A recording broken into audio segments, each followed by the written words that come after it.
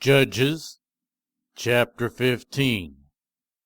Later on, at the time of the wheat harvest, Samson took a young goat and went to visit his wife. He said, "I am going to my wife's room," but her father would not let him go in. "I was so sure you hated her," he said, "that I gave her to your companion.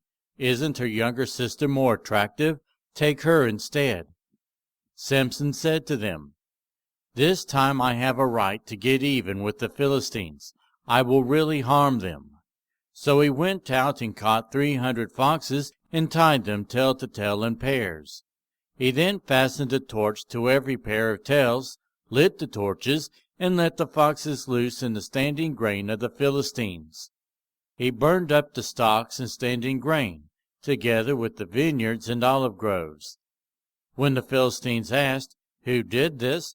they were told, "Samson, the Timnite's son-in-law, because his wife was given to his companion." So the Philistines went up and burned her and her father to death.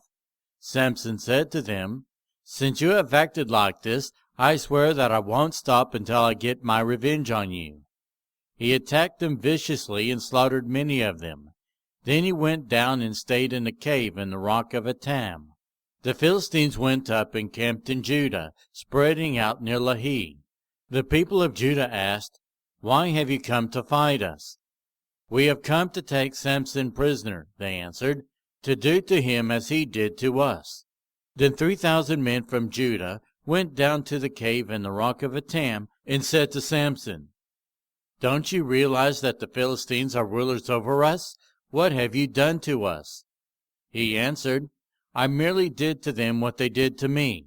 They said to him, "We've come to tie you up and hand you over to the Philistines."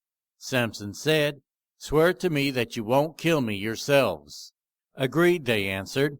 "We will only tie you up and hand you over to them. We will not kill you." So they bound him up with 2 new ropes and laid him up from the rock. As he approached Lehi, the Philistines came toward him shouting. The Spirit of the Lord came powerfully upon him. The ropes of his arms became like charred flax, and the bindings dropped from his hands. Finding a fresh jawbone of a donkey, he grabbed it and struck down 1,000 men. Then Samson said, "With a donkey's jawbone I have made donkeys of them. With a donkey's jawbone I have killed 1,000 men." When he finished speaking, he threw away the jawbone, and the place was called Ramoth-Lehi.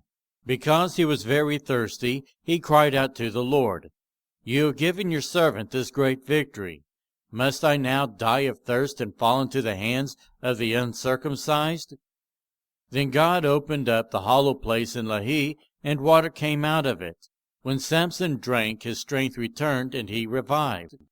So the spring was called En-Hakkore, and it is still there in Lehi. Samson led Israel for 20 years in the days of the Philistines.